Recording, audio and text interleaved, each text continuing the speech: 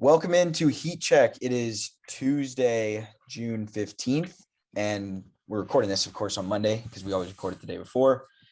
Peyton, we're doing the Reclassified series week 3 in a row, the 2010 Reclassified podcast. We've had plenty of discourse back and forth about this class, and basically it's number 1 is clear cut. 2 through 4, I think, is a debate. And then 5 through 16 is like, do whatever you want, because it feels like we have a lot of the same type of thing. Is that the conclusion you've come to? What stood out to you as we get into this one? Yeah, a freaking ton of NBA role player / folk hero in respective college town / NBA mid-level guy / Trevor Relaford / it was, I literally, in full disclosure, I've been staring at this for a couple hours this morning, came in early because it's hotter than Satan's butt crack outside right now in Phoenix. And I wanted to make sure I got into Cronkite early before it hit 90 because, oh, by the way, it was peaking 90 degrees at 7 a.m. this morning in the Valley. And I've been looking at a computer screen for a while, trying to figure out what the heck to do. And I feel very comfortable about my top 11. But from 12 to 16, I literally just didn't even make an effort to list names. I'm just going to go where my heart takes me. All right, so we'll see where it goes. As always, we got to set the ground floor. We got to set the base and the foundation for this thing. Kind of take everyone back to 2010, what things were like, what people originally thought, and then we'll go through who the All-Americans were in this class and who won national championships, and then we will re-rank them, and we'll end the show with some scholarships and sanctions. Just for the future, I think we probably need to go ahead and start adding NBA championships and like All-NBA and respective honors after this, because it's pretty easy to do for this class. Because there are only 2 guys that have made all NBA teams from this class. Pretty sure only 2 guys that have been all-stars out of this class, right? Yes.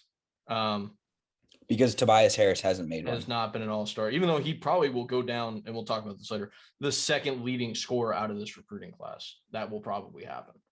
In terms of what all-time NBA points? NBA points. Yeah, probably. Especially because Oladipo is always hurt. Exactly. Anyway. Yeah, I'll food for thought in the future. Yeah, I'll write down, because I do note that when I take my notes of like in my rankings, but I don't necessarily outright say it at the start of the podcast. All right, original 2010 rankings via 24/7 or 247 Sports Composite. In 2010, we had Harrison Barnes, the number 1 rated player in the class. He went to North Carolina. We have Kyrie Irving at 2 to Duke, Josh Selby at 3 to Kansas. Quickly, I'll just say on Josh Selby, I think he's a product of a failure of the one and done era. If he comes along 5 years earlier, he probably sticks around and figures it out. That's all we're going to say about Josh Selby on this podcast. 4 is Jared Sullinger to Ohio State. 5 is Brandon Knight to Kentucky. 6, Tobias Harris at Tennessee. You pointed out you think he's the first one and done in Tennessee history. Yeah, I'm pretty sure about that, especially if you're just going with – I'm certain if you're going within the context of one and done being officially reinstated as a rule in 2005. But I went back as far as the 80s, and like even the Bernard Kings of the world were there for multiple years. So I'm pretty sure he's the first guy ever to jump straight from Tennessee to the NBA after just 1 season. Okay, that's what I thought too. Perry Jones at 7 to Baylor.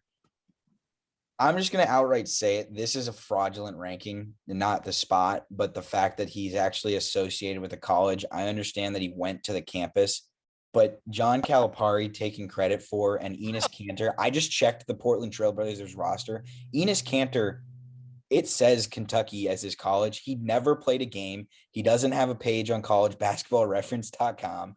It is a joke that he's listed as a Kentucky guy, but that's the Calipari brand. He's at 8. I mean, that's like LiAngelo Ball being UCLA, or like LaMelo being USC. A little bit less so because LaMelo never actually signed there. But yeah. I mean, LiAngelo Ball at least played in an exhibition game. Emmanuel Mudiay, SMU alum.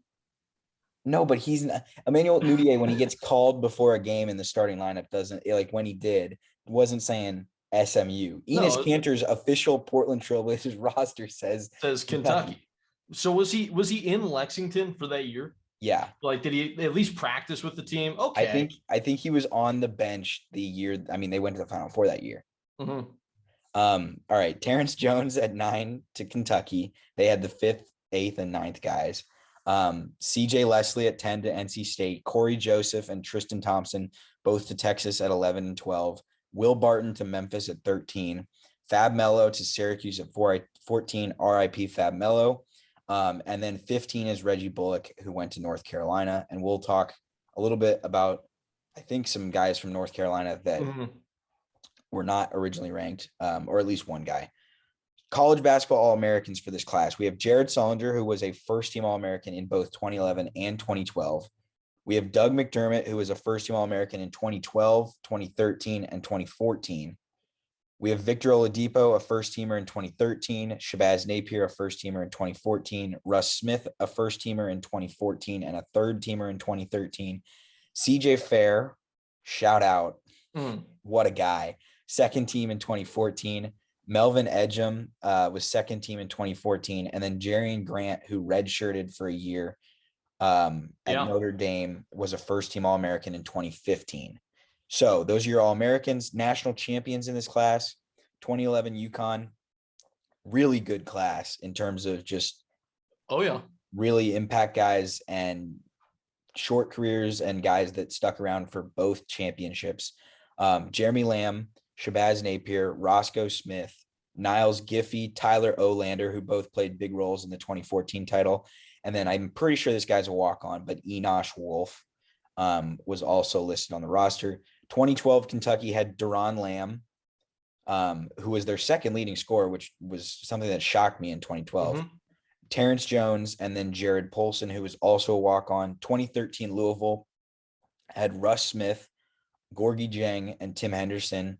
I think Luke Hancock redshirted, but he was in the 2009 class. I just had to shout him out because he stole Final Four most outstanding player from Russ Smith, or NCAA tournament most outstanding player.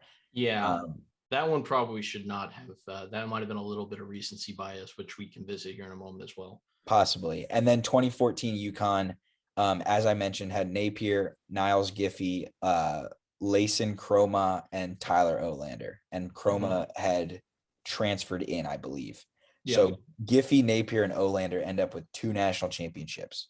Ohio State probably deserves some props too. They got Jared Solinger in this class, also Aaron Kraft. And Deshaun Thomas, who was sneaky average like 15 a game for 3 years there. Yep. All right. So you have the first pick in this one. It's pretty self-explanatory because, well, 2 shows ago, you had first. You had Draymond. Last show, I had first. I had Kawhi in 2009. 2010, you got the first pick. I'll see the floor, and you can get going. This guy's got a movie that I think probably says it all. Uncle Drew, Kyrie Irving, he only played 12 games in college, yet is probably just as big a poster child for the brotherhood as anybody, like just even as much as Zion, I think, right? Because he's the most successful NBA player to ever come out of Duke. Wow. That's a fact. He's a 7-time All-Star, 2-time All-NBA. Apparently is a cousin of Isaiah Briscoe. I'm looking at his basketball reference right now. So that's a shout out Uncle Drew. I found some odd relation. That doesn't surprise me at all. Later on for someone else in this class that I was like, wow.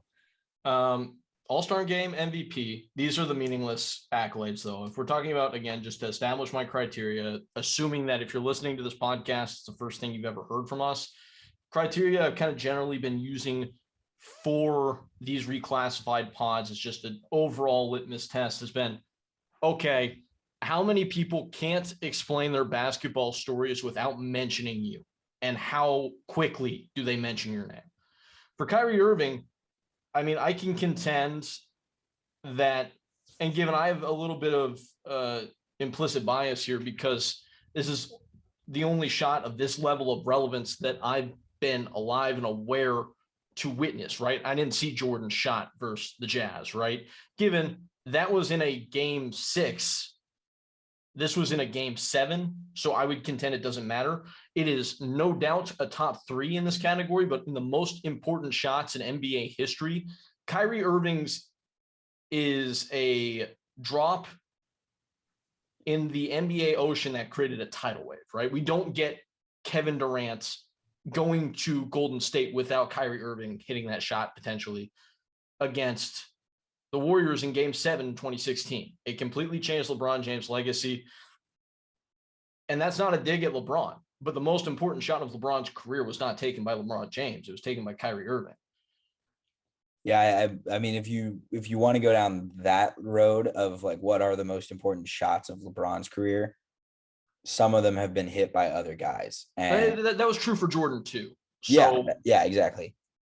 Anyway, I think that the interesting thing with Irving is like in revisiting his Duke career, he was assisted in the fact that Harrison Barnes was not like what he was supposed to be coming in terms of running away with the first pick, even though he only played in, I think it was 11 games, 8 non-cons and 3 NCAA tournament games at Duke.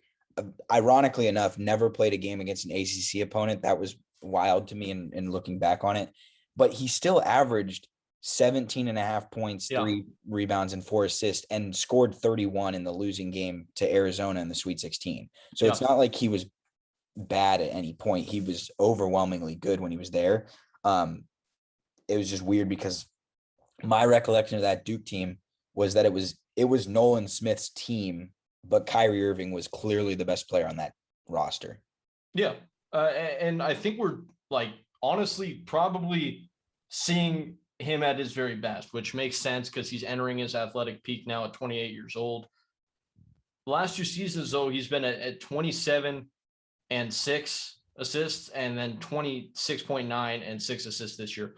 Obviously, those numbers are affected a little bit by them getting James Harden in the middle of the year, and will be affected assuming they keep this team together next year, which I don't, even if they don't win the championship this year because of injuries. And we hope this is coming off the heels of Kyrie Irving's injury yesterday. Still kind of awaiting a prognosis on that. We hope he's okay, obviously.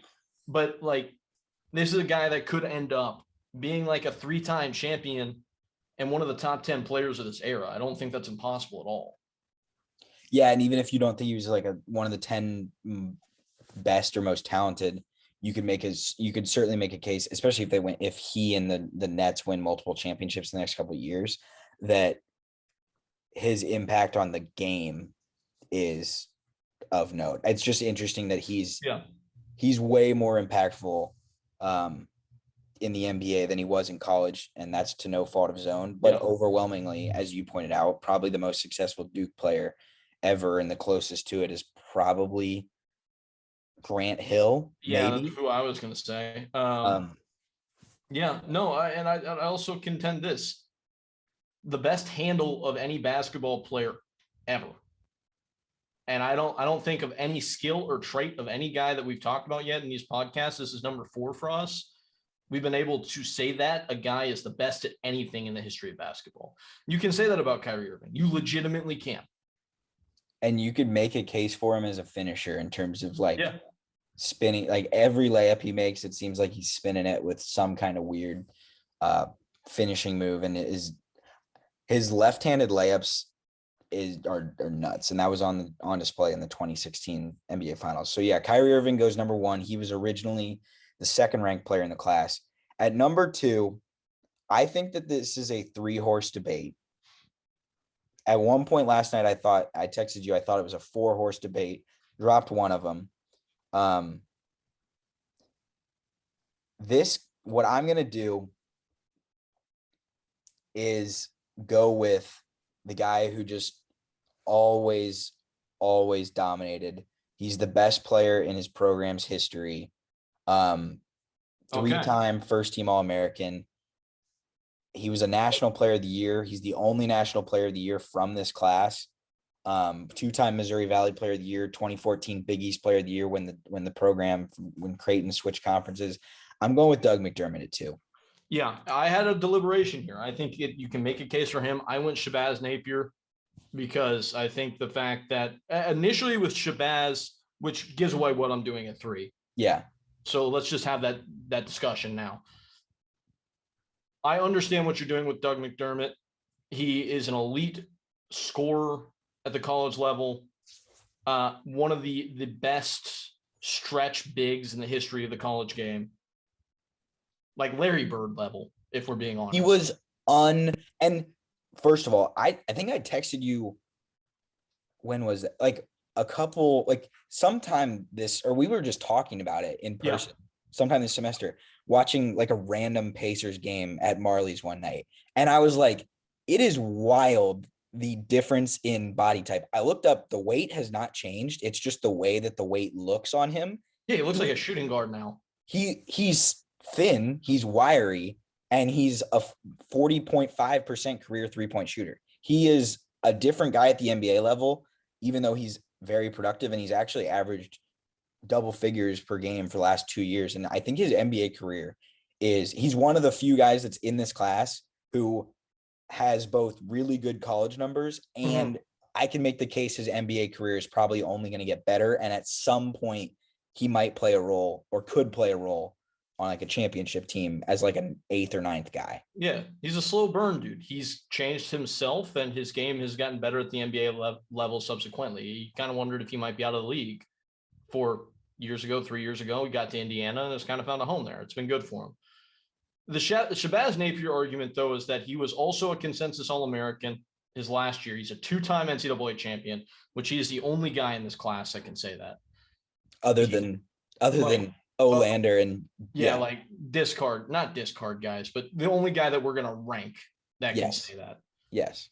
He was the American Player of the Year. He's an NCAA tournament most outstanding player.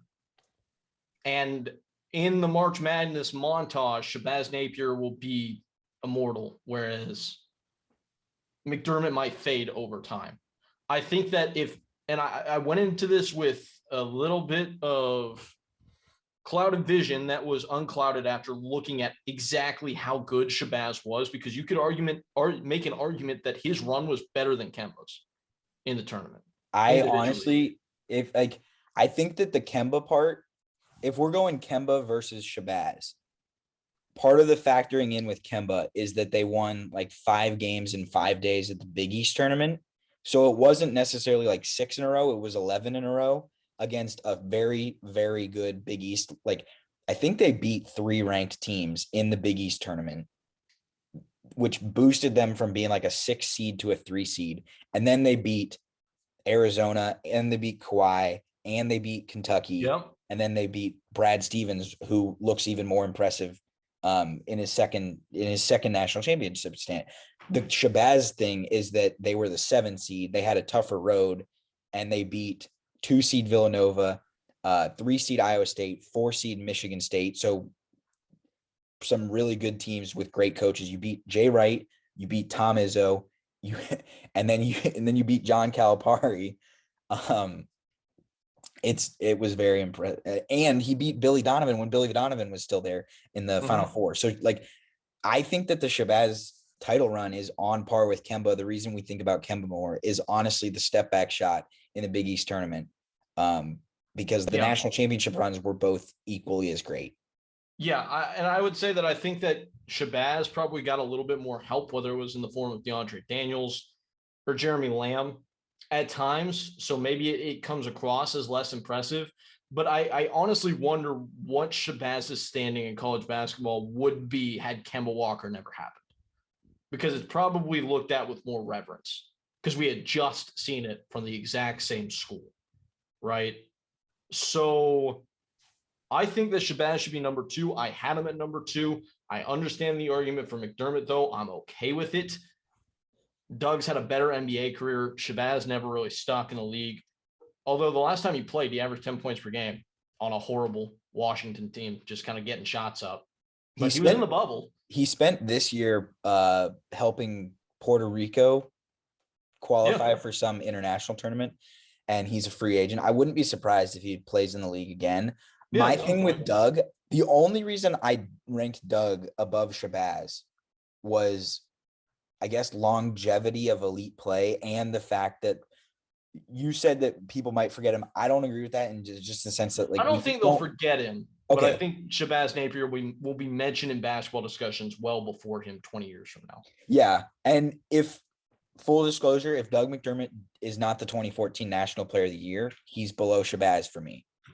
But he was the National Player of the Year, and a lot of people, what we're not necessarily talking about enough is the fact that people questioned whether Doug McDermott was going to be able to keep putting up the numbers that he did from the Missouri Valley to the Big Yeah. East, and then he just did it against the same or higher level competition. And I understand when he was in the Missouri Valley, Wichita State was still there, and those were some battles. But they went to the Big East, and he was just as good, if not better.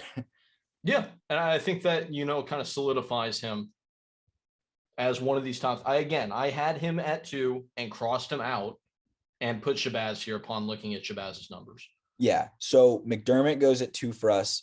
He was the 155th ranked player in the class. Man, they messed this. The best guys from this class came way down the list.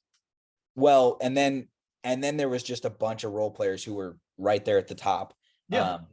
Who They didn't miss at the top. It's just the best guys came way at the bottom. Yeah. Shabazz, we're putting him at 3 for us. He was 82nd in the class. Like, let me clarify one thing real quick. Of the top 5 on my list right here, Kyrie was 2. Everybody else, Shabazz Napier is the second highest rated recruit of my top 5.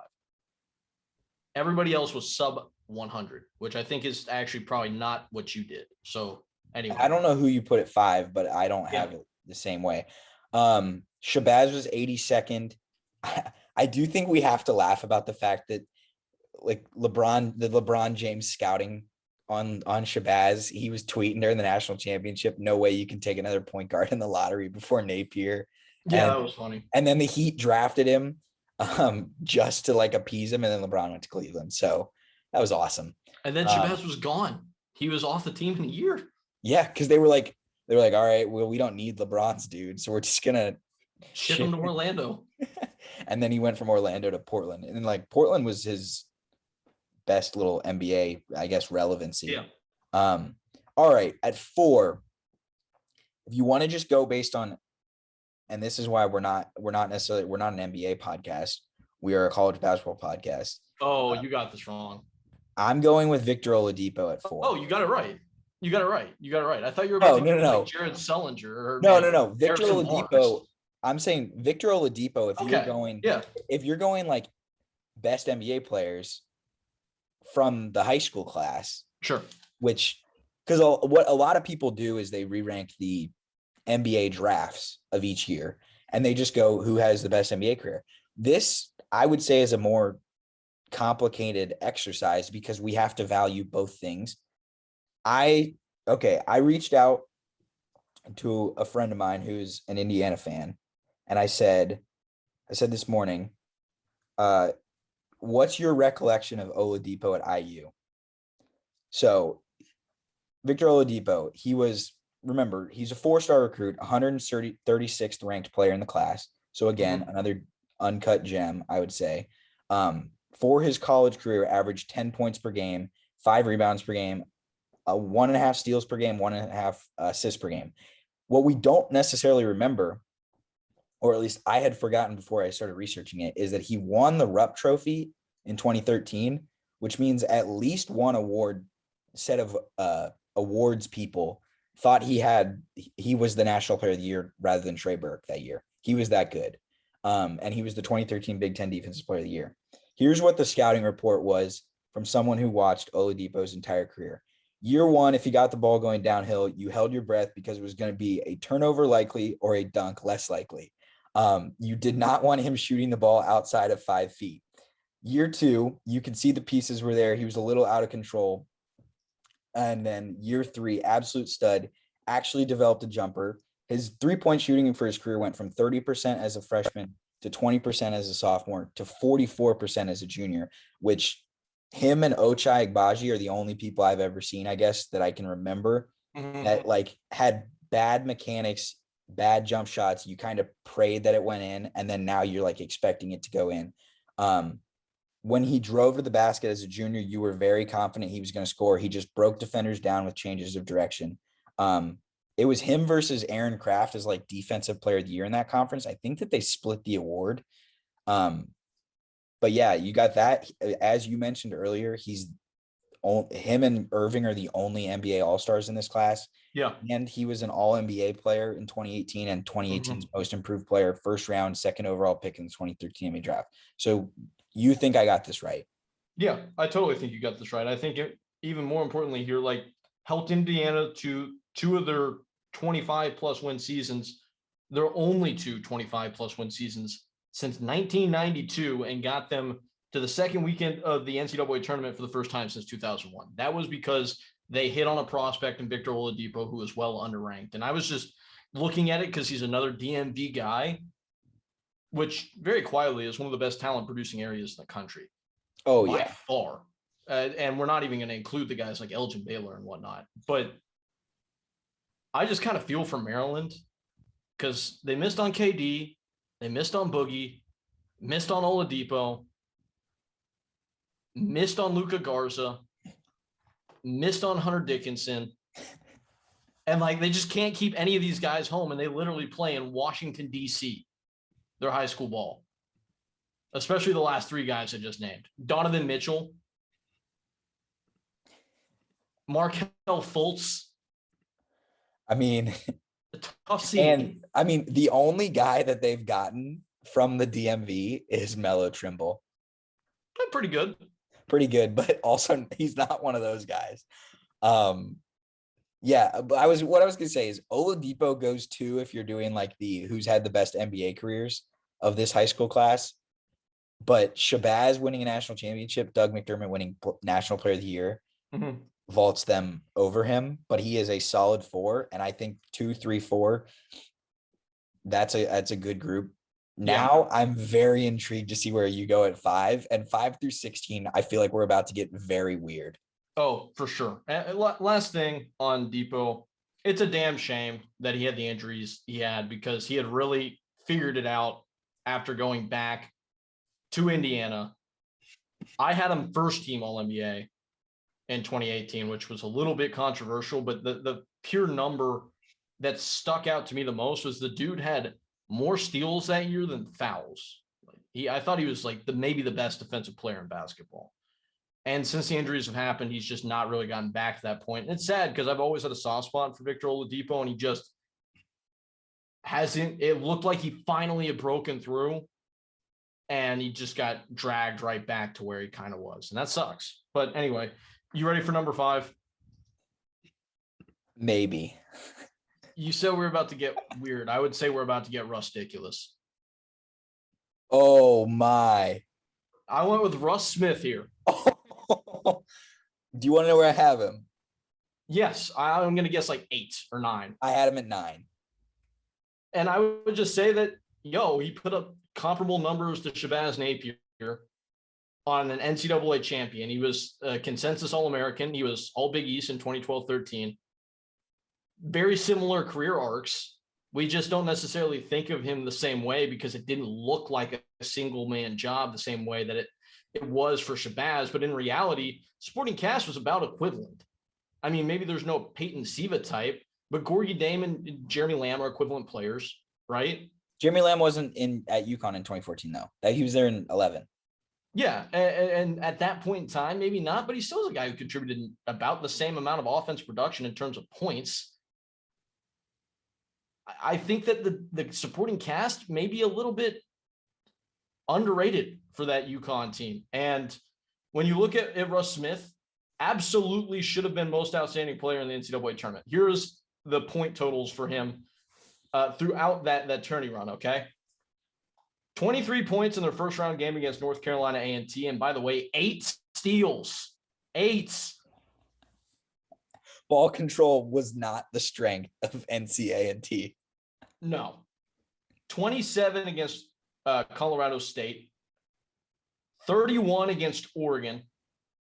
23 against Duke, 21 against Wichita State in the Final Four.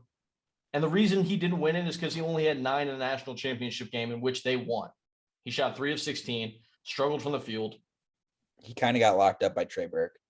A little bit, but they won. He still should have won most outstanding because he was. It's not a one-game tournament. Sorry, Dante DiVincenzo. It's Correct. 6. So for the entire tournament, he was the most outstanding player. I digress. Again, he did every single thing pretty much that Shabazz did. And again, consensus All-American, a little bit different in the sense that not many guys from here on out are going to be 4-year dudes, but he was. Considering he was ranked like 260th in this class and became 282nd. Unreal. And for his college career, averaged 14 points per game, but was a guy that was up at like close to 20. I'm going to pull it up here just to make sure. 18.7 and 18.2 his last 2 years, right? So, yeah, I think he deserves the love. I think he should be top 5 over some of the guys that are coming next. Like his career is more memorable than Jared Sullinger. And just because the title technically didn't happen, like No, the title definitely happened. Title definitely happened. We watched it happen. I would argue the Russ Smith versus Shabazz title runs. Russ Smith was being coached by Rick Pitino. Shabazz was being coached by Kevin Ollie. Russ Smith played with Gorgie and Montrez and Peyton Siva and Luke Hancock. Shabazz's next best player on the 2014 title game was Ryan Boatwright. No. Who was the second leading scorer? I'm looking up just to be certain about this.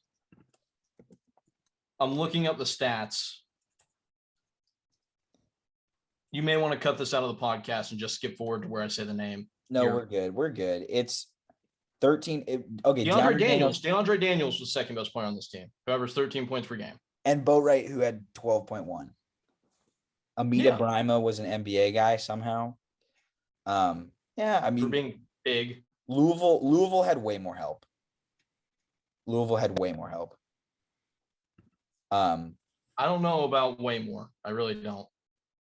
I certainly would think so. The talent. You were right about. I got my wires crossed with Jeremy Lamb. He was on the first title team, not this one. But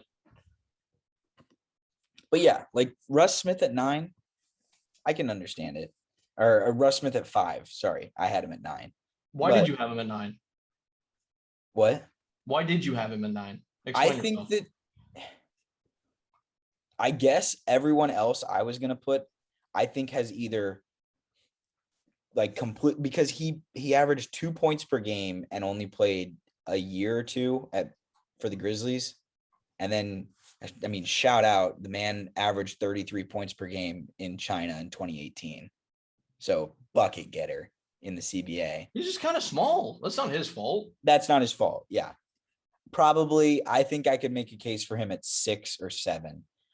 I think your Jared Sullinger hate is kind of ridiculous. But do you want me to give you who I'm going with at 6? Yeah, go ahead. And by the way, I have Jared Sullinger here very shortly on my list. I guarantee you he's your next guy. I had Sullinger at 6 in my list, but you didn't take who I would have taken at 5. Fair. So I'm going to do that. Yeah. At 5, I'm going to take the guy who was ranked 6th in this class, and I'm going to go with Tobias Harris. Wow. Yeah. And this is the rare spot where I think I value the NBA career. And I think that. No kidding. I had Tobias at 11, by the way. The second Harris on my list. So maybe it was me watching the Tennessee from way too far away. Yeah, because I asked my Tennessee friends about this just to make sure I had it right in my memory. So you go on and I'll chime in later. He was all freshman as an SEC guy. He wasn't the SEC freshman of the year. He wasn't an SEC, like an all SEC guy. So I understand the college career was not that impressive. Tennessee only, like, there are plenty of holes to poke in this. Tennessee only played in one tournament game. They lost that tournament game in 2011. He was the 19th overall pick, so it's not even like he was a lottery pick. I think he's just had a really solid NBA career. And I think that because Tennessee doesn't necessarily have tons and tons and tons of NBA guys, I think he's kind of a flagship banner carrying guy for the Tennessee program that they, to some extent, and maybe they don't do this because they care about football too much, they don't necessarily care as much, but it feels like he's the guy that kind of carries the flag for Tennessee. And he averaged 15 and 7 a game in his freshman year of college. I did write this. I'll give you my weird Tobias Harris fact after you give me your thoughts. Okay, so this is what my friends who are obviously big Tennessee fans had to say about this. This is a direct quote. Tobias was like really talented, but I think they try to rely on him too much in clutch situations when Scottie Hobson and Cam Tatum were better options. It was also just evident the whole time that he was going to be a one and done, which felt weird because he's been really supportive of Tennessee in post, but I don't think his attachment is the same, for Tennessee fans. Like it grew on him. To prove that point, I asked them, okay, so who do you care about more, Jordan McRae or Tobias Harris? And the universal answer was Jordan McRae.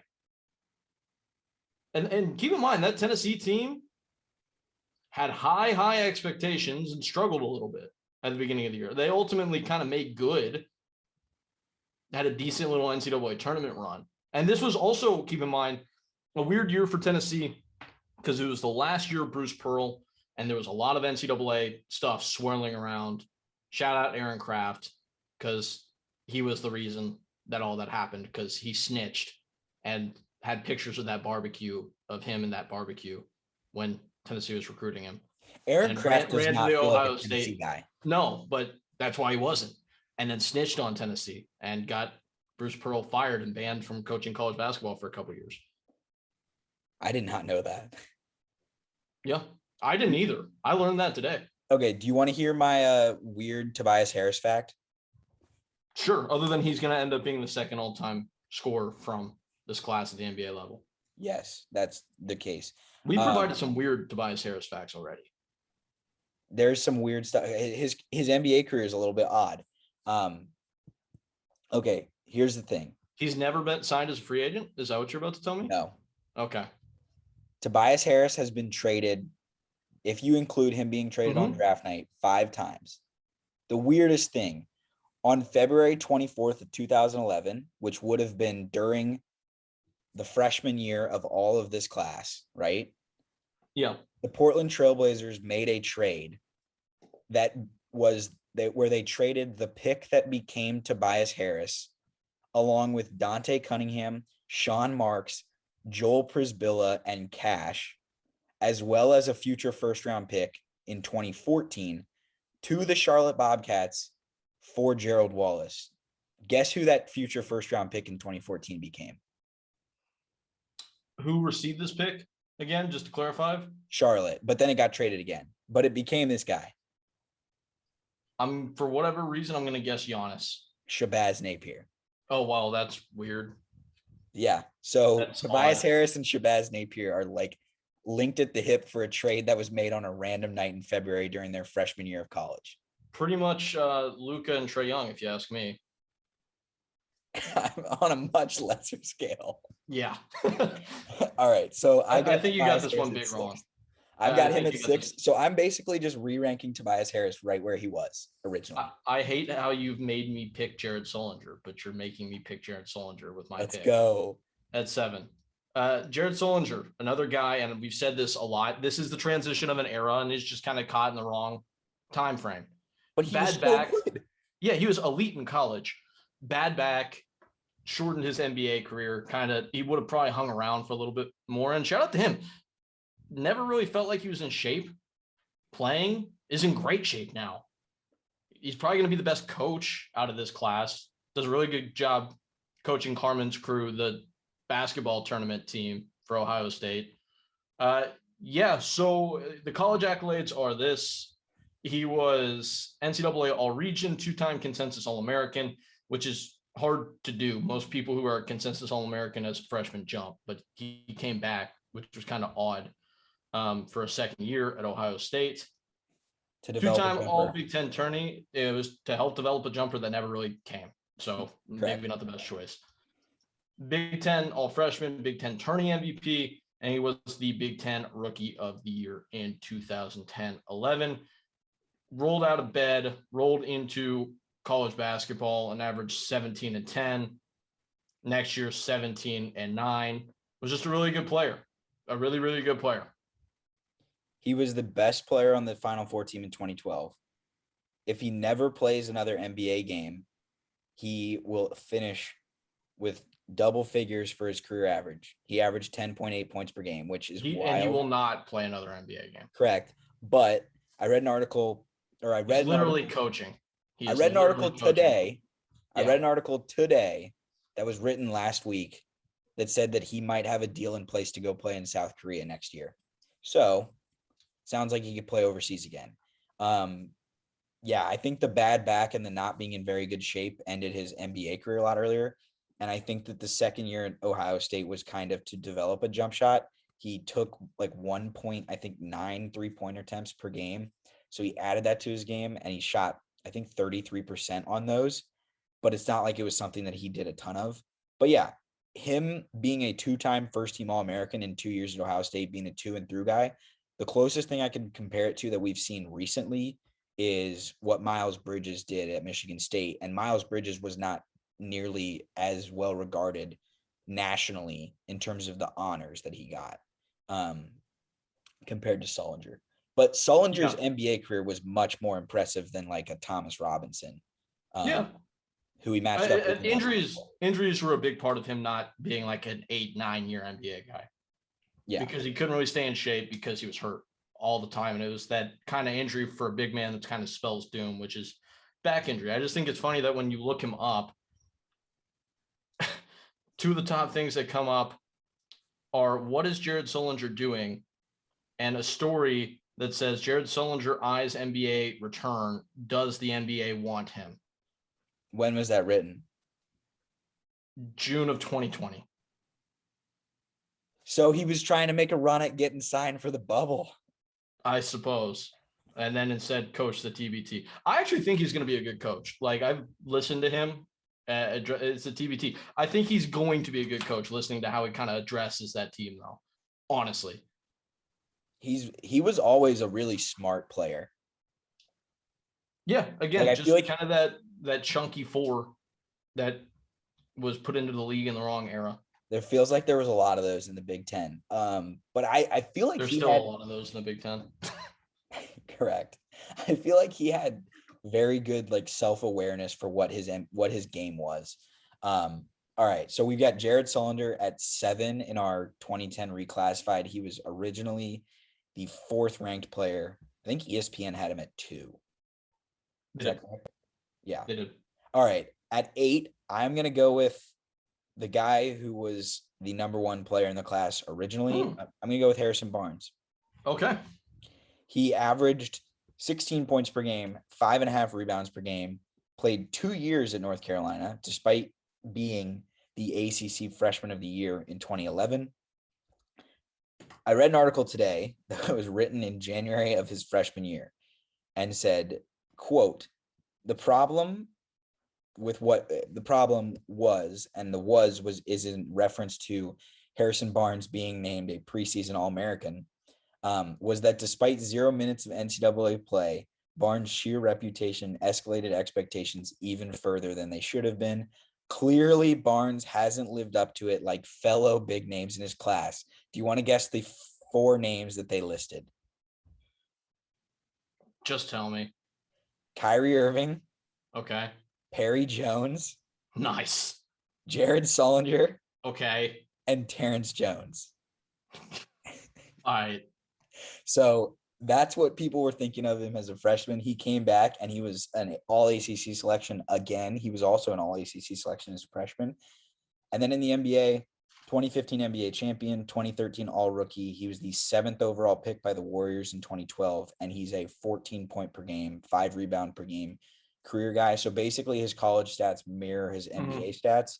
I think that in terms of if you go by your mentioning, North Carolina fans probably don't remember him in the fondest light just because he didn't necessarily live up to being the number one player, and he didn't his They don't dislike him though. they don't dislike him, but it's not like he lived up to anything super special. Mhm. And maybe that changes if Kendall Marshall doesn't break his wrist and that team in 2012 does a little bit more instead of losing to Kansas in the Elite Eight. Mhm. But I think what Harrison Barnes is always going to be remembered as is the guy that got replaced by Kevin Durant. I mean, yeah, unfortunately for him, but he's also going to probably end up as the third leading scorer in this class, could be second if he ends up catching Tobias Harris. He's a guy that has kind of consistently just been a bucket in the NBA and give you like 15 points per game. We've not been able to see what his playoff effectiveness has been like since he really left Golden State. I don't think they made the playoffs while he was in Dallas at any point. And then, I mean, they may have once, but it certainly has not happened for him since he's been to Sacramento. Unfortunately, yeah, he just got changed out for Kevin Durant, so he's not remembered really in that light. In college, yeah, I think they maybe won a national championship if Kendall Marshall doesn't break his wrist, but he did, so he didn't. They certainly play a really good game against Kentucky. I kind of had a little pantheon of guys from 6 to 11, and you kind of gone in the opposite direction Really? of me and ranking them so far. Yeah, Tobias Harris was the guy I had at 11. I had Harrison Barnes at 9. Okay. But So I get what you're saying. I get so what you're who saying. do you have at 9 for us? This is going to be a little bit of a bomb drop. I don't think it's Russ Smith size, but it's significant. Okay. I said Tim Hardaway Jr., and I had him 6. I had him at 10. So we've literally gone reverse here. I had him at 10, but I also wrote down, I think I wrote this down as a note. Think his career stock goes up in the next couple of years, especially if he continues to play with Luka. I've always really had a soft spot for him. I love his jump shot. Like, I think his release is so clean. He just kind of looks like a basketball player, right? In that Chris Middleton, long 3-and-D type. I mean, I think he's kind of like looked down upon a little bit because New York probably paid him a little bit too much. But he's always just kind of been there. Like, I'm going to get you 16 a game, play some decent defense, get up some threes. I've just always really liked this game, but I think it's more so he's another guy that will probably finish top 5 in scoring from this class at the NBA level. He's a guy that I believe is already in 5 figures NBA career in scoring. But I think more importantly, and I think he would have put up better numbers in college. His numbers indicate that. He kind of flatlined because the supporting cast around him got better. If he had played on a team where he was just the guy for 3 years, he probably is a guy that is scoring 20 points per game as a junior. Instead, he scored 14 because he had like Trey Burke and Nick Stauskas and Mitch McGary, all those guys kind of around him. So he didn't get to put up those numbers. But he also was like the first of that generation of Michigan players that helped jumpstart that program that hadn't been to the tourney but one time since 1998. And that's astonishing. And put up huge numbers in terms of team success at Michigan and was a huge part of that. And of that crop of guys has been by far the best pro player that Michigan has produced. I mean, since when? Since Chris Webber? Unless I'm forgetting someone, yes, it's Chris Webber. And then it's Tim Hardaway Jr. And that's a proud program. It's certainly a program that wins a ton, doesn't necessarily produce a ton of NBA guys. But he, as a team guy, I mean, he didn't get the All-American status. I think he, again, probably does as a junior at a school with lesser talent. Like, even if he was at Ohio State, like Jared Sullinger. So that I had him ahead of Sullinger. I had him ahead of Barnes. I had him ahead of Tobias Harris. And that's fair. I can hear the cases for it. I can hear the cases. Because I think Michigan fans look back on him with more reverence than any of the guys that you named at their respective schools or NBA careers. Yeah, he's probably remembered more fondly than Harrison Barnes is. I don't think so of Jared Sullinger, but he probably is over Tobias Harris. I just ask you, and this was the dilemma that I had with Sullinger. Yeah, the college career was really good. I wonder what Ohio State fans would say about who their favorite guy was between him and Aaron Kraft, who is also in this class, who I don't have in this pantheon. And I have no pulse on that. Yeah. Although I would say it's really hard to gauge because Aaron Kraft played 4 years there. Also true. And was on that Final Four team. Is hard to gauge because Kraft was like such a good defensive player. His offensive numbers are not impressive, but he controlled college basketball games and like messed up other Big Ten guards. Yeah. And like that's the hard part about Kraft and what to do with him here is because he's in that TJ McConnell, Kendall Marshall kind of grouping of guys whose college stats aren't that impressive. And I mean, TJ McConnell's carved out a nice little NBA career, but like these guys didn't really do much in the NBA. So you're looking back and like, why do we remember this guy? But it's exactly what you just said. It was impact that was so much beyond a box score, it felt like. Yeah, and it felt, and like the fact that I think Kraft, in terms of like boost, he gets a boost of just being annoying to almost every Big Ten. Yeah. I'm not sure if we'll get to ranking him or not. So you take Hardaway at 9. He was the 161st ranked player in this class and was very nearly a national champion in 2013 with Michigan if they don't lose to Louisville. I don't know how that happened considering who his dad was. I mean, usually if you're a really good player with his skill set, long, shoots, can handle, especially when you have pedigree and go to a school like Michigan. I don't know how he was ranked so lowly in this class in hindsight. Yeah, that doesn't make a ton of sense. He ended up being a first-round pick. His college career, all 3 years, averaged basically 14 points per game, 4 rebounds, 2 assists. You touched on everything else. I bet he makes more money in his NBA career than Victor Oladipo. Really? And maybe everybody else in this class aside from Kyrie, although I could see it where Tobias makes more. Victor Oladipo has made a little over $105 million at this point. Mm-hmm. If you factor in this year, Tim Hardaway Jr.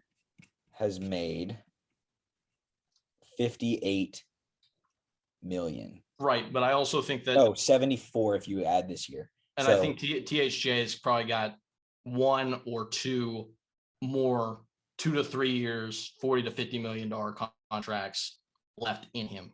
Whereas I don't know about that for Oladipo. Yeah, he's a free agent this year, so certainly could end up matching him and could end up being the second highest earned. Well, Tobias Harris. Well, at third. Tobias Harris is already at $180 million. Yeah, he cashed in. All right, so at 10, the lowest ranked guy still on my board, or highest ranked guy still on my board that we haven't touched on. I'm going to go with the guy, man. Mm-hmm. No, I think that this guy was good. I think I have to go with this guy. First round, 4th overall pick in the 2011 NBA draft. One and done guy, Big 12 freshman of the year, all Big 12 defense. I'm going to go with Tristan Thompson. Wow. Okay. Am I overvaluing the NBA in your eyes? This is weird, but I think kind of. Because usually it's the other way. It usually is the other way, but maybe I've got a little bit of bias against Tristan Thompson, the NBA player, because he sucked this year. But okay, go on. He was carry on. To quote Kendrick Perkins. Averaged 13 and 8 in college on 54% shooting. He was 48% at the line. Funny enough, was still shooting left-handed while he was at Texas. He was all Big 12 freshman, Big 12 freshman of the year, as I said. He was all Big 12, despite being a freshman. And his NBA career, he was an all-rookie guy, and he was a instrumental part in the 2016 NBA championship for the Cavaliers. I think that the fact that he ended up with LeBron's agency, the fact that LeBron probably got him overpaid, and then the fact that he somehow forgot how to guard pick and rolls this year with the Celtics, hurts him in people's standings, and he's certainly going to get less and less impressive as the years go on. That would be the case against him. The case for him is that he was very good at Texas, was a product of the one and done system. If he's not a one and done guy, he probably stays at Texas and just racks up dominant performances in that league for years to come. And I think he's someone that program is proud of. I would just come back and say, by my criteria, is the most relevant thing that Tristan Thompson has done. Is that cheating on Khloe Kardashian? Because it might be. It might be. Legitimately. The 2016 NBA championship was. Kind of got played off the floor in streaks. No, he was good in that series. He was good at rebounding the basketball, but like at times when they were down 3-1, it's like, really, should Tristan Thompson be playing? He was good in that series. Yeah. I'll stick by that. Listen, I think when you say Texas is proud of him, I would say that he probably isn't even a top 5 big of the last decade at Texas. Really? Or 15 years. 15 years, yeah, if you include like LaMarcus Aldridge and you Kevin Durant. But I'm talking like Miles Turner's ahead of him. Yeah. Mo Bamba might be. They had very similar college arcs. You're saying no. I don't agree with that. PJ Tucker. PJ Tucker's too far away, and they don't play the same position. They're both front court guys. Kevin Durant, obviously. Duh. I feel like I'm leaving a big one out, and I can't remember a name. I always feel like it feels like Texas has great Jackson Hayes every year. Jackson Hayes is another one. I'd probably Tristan Thompson over Jackson Hayes, but I just don't think that like Texas fans are really caping up for Tristan Thompson like that. I genuinely think the most notable thing he will have in his Wikipedia is that he cheated on Khloe Kardashian. Yeah, because it's a Kardashian. Several times. Because it's a Kardashian. Yeah, that's fair. That's fair. All right, we're judging these guys as basketball players. So somehow we got through 10, and we've taken all 10 of my top 10. Weird how that works. We've not taken all 10 of my top 10. So I'm going to give you the guy that I had at 8. Okay. Okay. I'm intrigued to hear who this is. I'm going to go with Jeremy Lamb. Wow. I don't know necessarily why that is super, super shocking. His freshman year, they win the national championship. He averages 11 points per game as a freshman. Comes back his sophomore year. By the way, in that championship run, he was, I believe, unless this happened, I think this happened his freshman year. He was NCAA all-tourney. I don't think that was his sophomore year. He was 2011, 2012 All Big East, NCAA All Region in that tournament run. 2011 All Big East tournament as well. Like I said, he averaged 17 and 5 on 48% shooting. His last year at UConn, I think he's been a pretty damn good NBA role player throughout his career. Was hurt this year, but was coming off a pretty spectacular season this past season. And he just kind of is grouped in with a bunch of like really good, really solid wings out of this group. When you talk about, and that's why it was so hard for me to rank these guys, because it kind of all felt like they were somewhat similar. Tim Hardaway Jr., Jeremy Lamb, Harrison Barnes, Tobias Harris, kind of all the same NBA guy in some respect, right? Of, hey, they're really good to have. They're probably not going to be the reason you win a championship or the third or the fourth reason you win a championship, but they're really good to have NBA guys who can kind of fill it up. They're good basketball players. So I had Jeremy Lamb here. I think UConn fans obviously look back on him fondly. And yeah, I that's why I had him at this spot. I'll make the case for Jeremy Lamb. What we don't really remember about Jeremy Lamb is the fact that in that 2011 season, the reason that UConn had to win 5 consecutive games in 5 consecutive days at the Big East tournament is because they were not very they struggled, and they lost 4 of their last 5 games in the Big East play.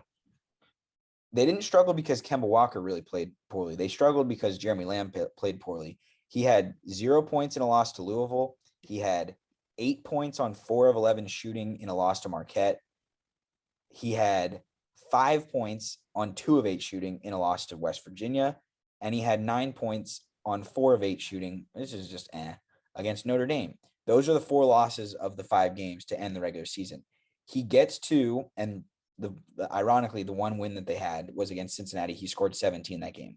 From that point on in the season, conference tournament through NCAAs, they win 11 consecutive games. He scored 19 points, 11 points, 17, 11, 13, 16, 14, 24, 19, 12, and 12. He was a stud from the conference tournament on and was instrumental in winning that national championship. So that would be the case for him. The case against him is just that his NBA career has faded. So I guess I can't fight you on that. I don't even think it's faded really that much, honestly. Like, I think he got hurt this year, so you aren't really thinking about him because he was on the most forgettable, mediocre Pacers team under Nate Bjorn ever, who's now been fired. And yeah, he was really pretty solid the last couple of years for them. He's a good NBA player. He's a really good NBA player. He's probably going to be around for at least 5 to 6 more years. And he's an NCAA champion. And he's a guy who was all conference. And yeah. He was the 86th ranked player, according to. We are not going to name, aside from maybe Will Barton, a better NBA player the rest of the way. Aside from one other guy, which I have next on my list. I will disagree, and I will go with the guy who I think is a better NBA. I think you're going to steal the dude that I have here. We're at 12, right? This is 12, correct? Okay. At 12 in our re-rank, I'm taking the 132nd ranked player in this class. He played 4 seasons. Yep. He is probably forgotten in terms of lore because he was part of some Virginia teams that had some tournament heartbreak. 2014 ACC tournament MVP. I will say he was a foundation builder for Tony Bennett at Virginia. Absolutely. He was the first Harris I ranked. I had Tobias Harris after him. Okay, Joe Harris. And once again, just like Tim Hardaway, and his career stock and the way people think about him is going to shoot up in the next couple of years if the Brooklyn Nets win NBA championships. You can make a case that the reason that they lost game 3 on Friday night was because Joe Harris went 1 of 11 from 3. And he is a huge, and we're not going to talk too much about him in the NBA, but 33rd overall pick in 2014 NBA draft. He was traded away from the Cavs in 2016. I don't know if he got a ring or not, even though he was on that team for half that season. I think it's forgotten how good he was and how solid he was. For 4 straight years, he averaged double figures at Virginia, despite being not like a high ranked recruit. He was a 4-star, but he wasn't like you've got to play me a bunch of minutes. He just made Tony Bennett play him a bunch of minutes because he was a solid player and a smart guy. Yeah, I think part of this is that he averaged 16 points per game his junior year and then only 12 his senior year. Had that been a higher number, probably a little bit more fondly remembered, kind of was the forefather of Virginia basketball under Tony Bennett. And that's kind of why I had him so high. I mean, here's a number. Was the guy that got there Bennett's second year. At that point in time, UVA was 16-15. Bennett's first year, they were 15-16. Freshman year, Joe Harris, they go 16-15. By the time he graduated, they were 30-7, and they got better record-wise every single year that he was there. Like you said, 2-time All-ACC, second all-time leader at Virginia in three-point makes. This was insane, and I tried to call you before we recorded this because I was so taken aback by this. So he's second all-time in three-point makes at UVA, right? You want to guess who he's second to? You won't get it. All time. All time. When did this person play? The 90s. There's a 0% chance I'm getting that. No, you're not going to get it. Okay. Who was it? So Joe Harris made 263, and I'm assuming that's going to be their all-time record, right? It's 9 more than Kyle Guy, and then nobody else is really within arm's length. Aside from this dude, Curtis Staples, for his career at UVA, was 413 made threes of 1,079 attempts.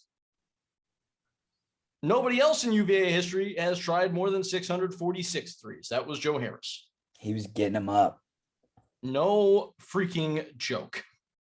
So that's the only reason that he's not the all-time three-point maker in Virginia history. And he probably, aside from Steph Curry, might be the best pure shooter that we've got in the NBA right now, given I understand Klay Thompson's probably going to come back, and we'll see what that looks like next year. Yeah. The thing about denigrating Joe Harris for the amount of points he scored at Virginia is we need to remember this. For the 4 years that Joe Harris played at UVA, that was the beginning of Tony Bennett implementing his system. And because of that, I'm trying to find this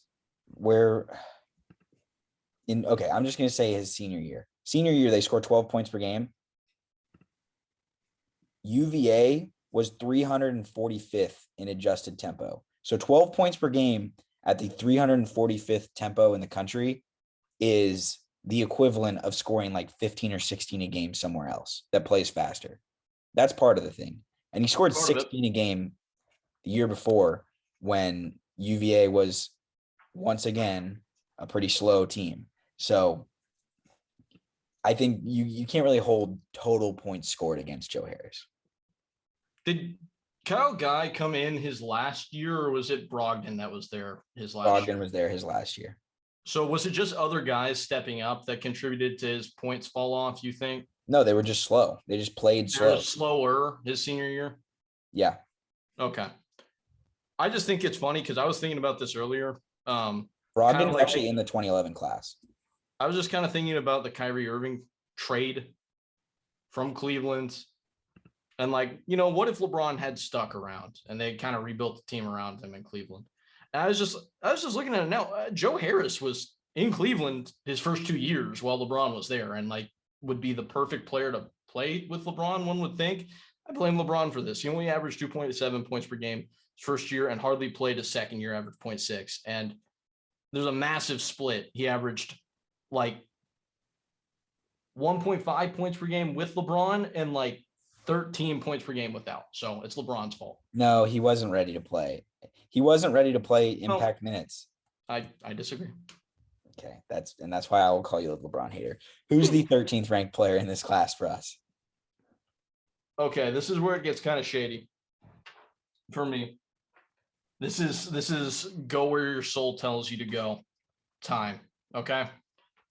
And I will say, I talked to North Carolina fans about this guy. I wanted to get a pulse on actually the importance of Harrison Barnes, and the information I got back was pretty resounding about this dude, especially considering he averaged only 8 points per game at his peak at UNC. Probably should not have jumped after his second year.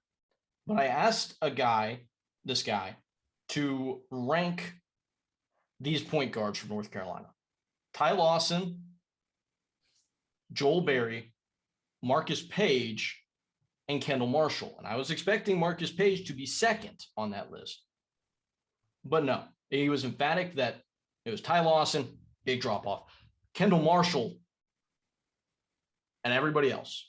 He said that he might be the best point guard in recent memory and probably the third best, maybe in UNC history, behind Phil Ford and Ty Lawson. So Kendall Marshall is the guy that I'm going to tap here at 13.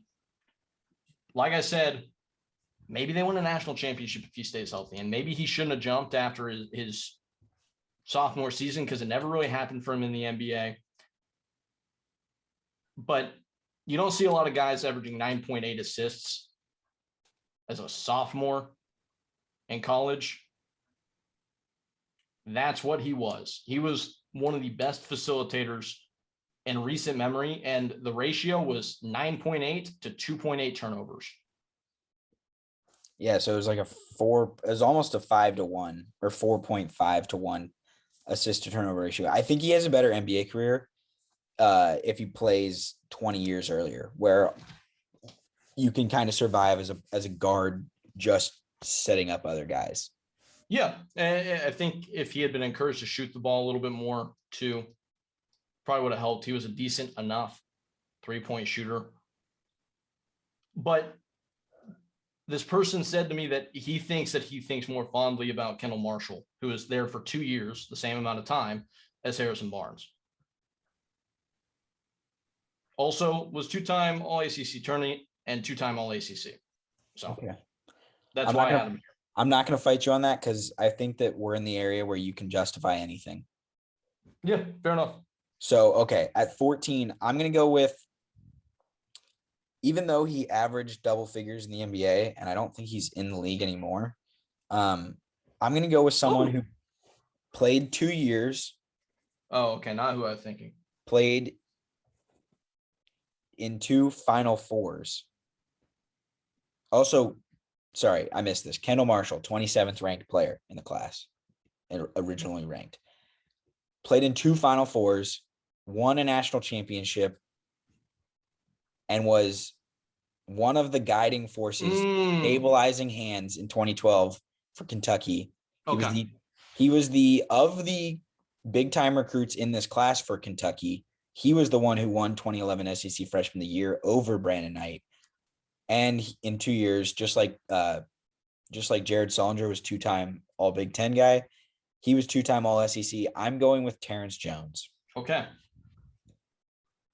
What do you think about that? I don't hate it. I think people forget. I don't hate it at all. The fact of the matter is, for Kentucky in 2011, their big men situation was not a good situation. Terrence Jones comes in, and as a freshman, they only have 3 forwards ranked because Enes Kanter didn't play, right? They're basically down a guy.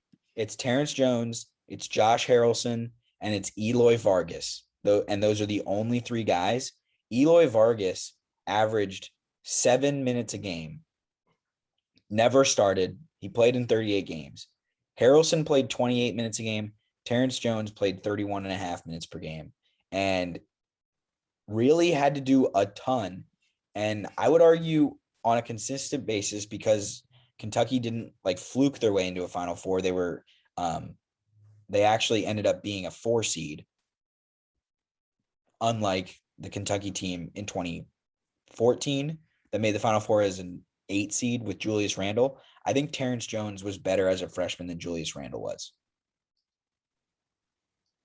I don't know, man. Julius was pretty solid in their Final Four run. I don't know. Maybe we remember the Harrison twins, but Julius Randle probably was the best player on that team. Maybe that's an overreach, but I do think Terrence Jones doesn't get fair credit for how good he was. I mean, he flirted with being kind of a guy in the NBA for a second too in Houston. When those early Harden teams were they weren't really ready yet, so they're just kind of a bunch of guys around Harden, and Harden was doing the Harden stuff for the first time, where he just collapses an entire defense. If you're in the dunker spot, you're going to get some buckets, get some offensive rebounds. Terrence Jones, the second year in the league, averaged 12 and 7. And I'm pretty sure he got a pretty decent bag too. I'd have to look it up, but he definitely had a better NBA career than I remembered. That was Chandler Parsons got paid way too much because of that early James Harden era. Terrence Jones didn't fool anybody. He ended up with $8.6 million in a 6-year career. Okay. But all right. We got 2 guys to rank left. Who you got at 15? So this will be the last guy that I get to rank, and I am in a lot of different minds about this. You could give some love to a guy like Gorgie Jang. The only guy remaining that actually I think has NBA accolades would be Corey Joseph, correct? That's actually won an NBA award. Won an NBA award? I'm pretty sure Corey Joseph won a 6 Man of the Year now. At least referenced as such in a Drake song, which should be an NBA accolade. It's kind of a rite of passage.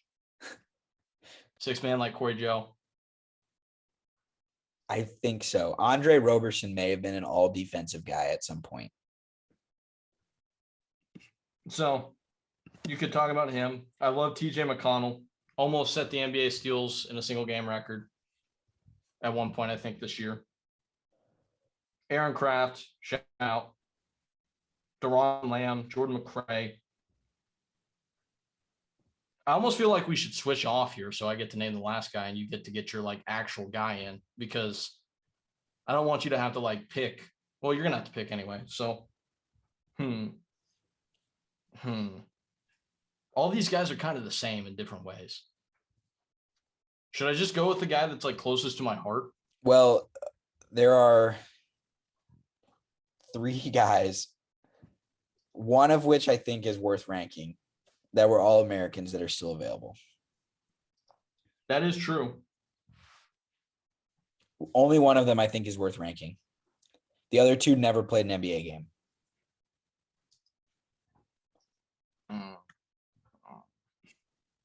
But you're going to get to name these guys in your honorable mentions, so I think you should just fire from the hip.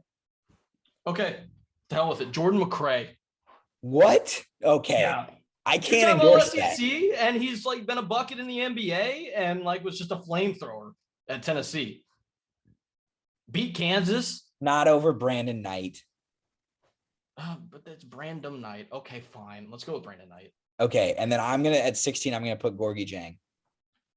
Just wanted to say Brandon Knight, a guy that I was kind of joking. I was gonna circle back around. Brandon Knight. Random Knight. A guy that in the NBA is like, he may be done playing in the NBA, and if that's the case, is going to finish with a scoring average at like 14 points per game. Mm-hmm.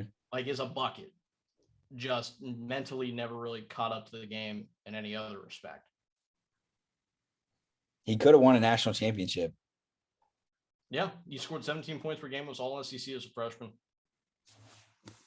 It was him and Terrence Jones. They carried him. I just remember he was a part of the, like, we have 87 point guards and got nothing out of them team the Suns had, where it was like Isaiah Thomas, Dragic, Brandon Knight, and Eric Bledsoe all at the same time. Yeah. And did nothing. Yeah. That was wild. So Brandon Knight was the 5th ranked player in the class coming into it. At 16, I'm going with, and he was a 8th overall pick in the 2011 NBA draft. I'm going to say at 16, the 42nd ranked player in the class, I'm going with Gorgie Jang. He was the Big East Defensive Player of the Year. He was the anchor of the #1 defense in the country, according to KenPom in 2013. That's why Louisville won the national championship. They did it with defense as much as they did it with offense. Their offense was 7th in adjusted offense efficiency. They were #1 in offense or defensive efficiency. And I think Gorgie is forgotten. He's an average NBA player. It is what it is. A lot of these guys are all average NBA players. Let's get to honorable mentions. The only 2 guys I had listed as potentially to rank that we didn't get to, and they were swapped out for, what would it be? Kendall Marshall and who did we take that? Oh, Jeremy Lamb. So Jeremy Lamb and Kendall Marshall for you as your picks replaced Terrence Ross and Jerian Grant for me. Okay. My honorable mentions of just people I remember to some extent: Perry Jones, Corey Joseph, Will Barton. I don't remember Reggie Bullock in college. Patrick Young at Florida. Mm-hmm. What a guy. Just a monster of a man. Yeah. A monster. Big shoulders. Thick shoulders, yes. Deshaun Thomas, Deion Waiters, one and done, was a 6-man guy for Syracuse. Vander Blue at Marquette, Myers Leonard at Illinois, Other NBA guys, Dwight Powell, Syracuse 34th. Tarek Black, who played at Memphis and Kansas, played for the Lakers and the Rockets, was 62nd. Alan Crabb 66th. He was the Pac-12 Freshman of the Year in 2011. Bag getter. CJ Fair at 81. Aaron Kraft at 91. Andre Roberson at 153rd. Kyle Collinsworth, the triple-double king at BYU at 156th. And then I had Langston Galloway, 169th at St. Joseph's. Melvin Edgem, who was 189th at Iowa State. He was an All-American, as was CJ Fair at 81st. And then TJ McConnell, who went from Duquesne to Arizona at 348th. He was the lowest-ranked player that made an NBA team. Did Langston Galloway take part in the St. Joe's team that almost knocked Shabazz Napier out of the tournament in the first round? That he did. Shout out St. Joe's, DeAndre Bembry. Was DeAndre Bembry on that team? I don't think so. But Langston Galloway in 4 years at St. Joe's averaged 13 points per game, 15.5 points per game, 14 points per game, and 17.5 points per game. So really solid player. Makes sense that he made it to the league. I think Jameer Nelson also played at St. Joe's. Yeah. Him and Delonte West. Point guard you. Yeah. DeAndre Bembry was on that team. DeAndre Bembry was a freshman on the team that lost to Shabazz. Shout out Pierre. We the North. Shout out James Siakam for being Pascal Siakam's brother and also playing for Vanderbilt. That was cool. What else? Vanderblue. Let me just look this up because he's a G League god. And I want to see his G League stats. G League MVP Vanderblue. Like multiple times. It's him and Frank Mason. It's their league. They run that league. Jarnell Stokes balled in the G League for a second too. Let me see the G League game log. Okay, we're on the G League website. This is riveting stuff. Currently playing for the Santa Cruz Warriors. Average. Oh my God. That was my reaction when I saw Russ Smith average 33 a game in the Chinese Basketball Association. Averaged 25.7 and 26.4 on 43 minutes a game in 2015-16, and still had a plus minus of negative 4.1. How? That's the G League for you. Yeah, I thought for sure that on that team from Marquette that had him and Jay Crowder, that for sure it'd be Vanderblue that was the guy that, but no, Jay Crowder has played like more NBA playoff games than anybody not named LeBron James since 2016. Jay Crowder, quote, "I look like a genius." Jay Crowder last night. If Jay Crowder is on your basketball team, you're doing something in the postseason. Those are the rules. Yeah, pretty much. That is the case. I think Jay Crowder might be in the 2011 class, so we might be talking about him next week. Like, listen, Cavs finals, Jazz. Okay, he wasn't on that team. Oh, they did trade him. They traded him. That's why him and LeBron hate each other. Oh, but I mean, he then went to Utah. They played playoff games with him. Correct. I think he was in 3 series total with Utah, right? The Celtics went to Eastern Conference Finals with him. The Heat went to the finals. With him, and now it looks like the Suns may do the same thing this year. Yeah. Yeah, shout out Jay Crowder. Shout out Marquette. Shout out Vanderblue. Bossman99. That's his Instagram tag. All right. Scholarships and sanctions before we go. I just want to shout out scholarship for honesty, scholarship for not holding back. This is my only scholarship this week. I forgot to say it last week.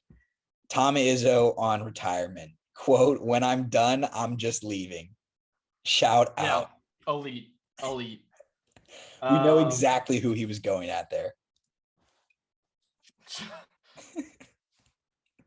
Scholarship to NC State for knocking off the number 1 seeded Arkansas Razorbacks in the NCAA baseball tournament after getting beat by like 19 runs. Game 1 of that series. Came back, won the next 2 games. And it was so funny to watch Tennessee fans just troll them mercilessly.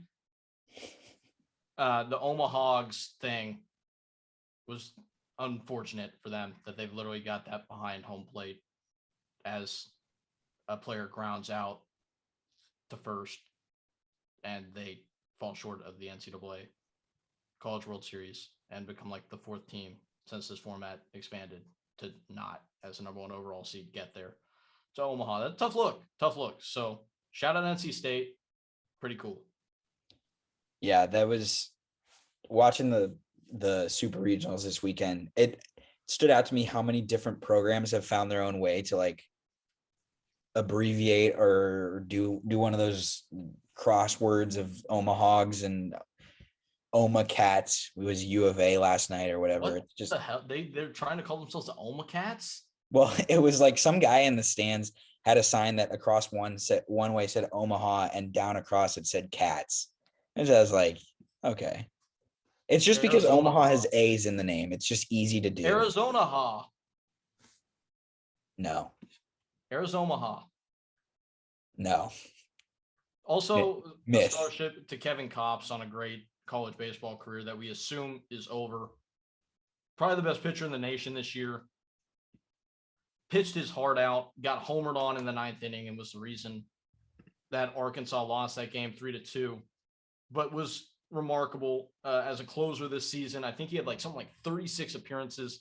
That was his first start of the year, but had something like 11 saves and 12 wins as a reliever, which unheard of. Was probably the best pitcher in the country. So scholarship to him. Tough way to go out for Arkansas. So if there is a silver lining, it was really cool because he got homered on. He had thrown like 115 pitches. He got homered on after getting one out in the ninth. And he gets pulled from the game at that point. And even though his team had just gone behind 3-2 and we're about to like flub this number one national seed, still got a massive standing ovation as he was coming off the field, which was like just a really cool thing to see. Yeah, they know how to watch and understand baseball in Arkansas. So you can clown on them all you want, Tennessee fans, but they know what they're doing down there in Fayetteville. Can't wait to watch College World Series at the end of this week. I think there's still super regionals going on this afternoon. Probably scholarship G. Juarez in Oklahoma for winning the Women's College World Series. G. Juarez, like literally of the major three sports, probably the most dominant career athlete throughout her career in college sports that was active at the point in time.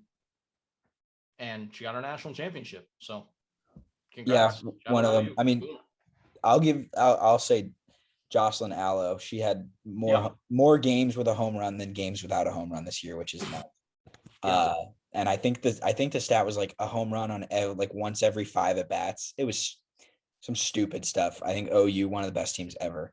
So we'll end on that note. Also shout out ASU for hiring Willie Bloomquist as the new baseball coach, dipping back into the old time of ASU baseball. So maybe they'll restore some greatness there.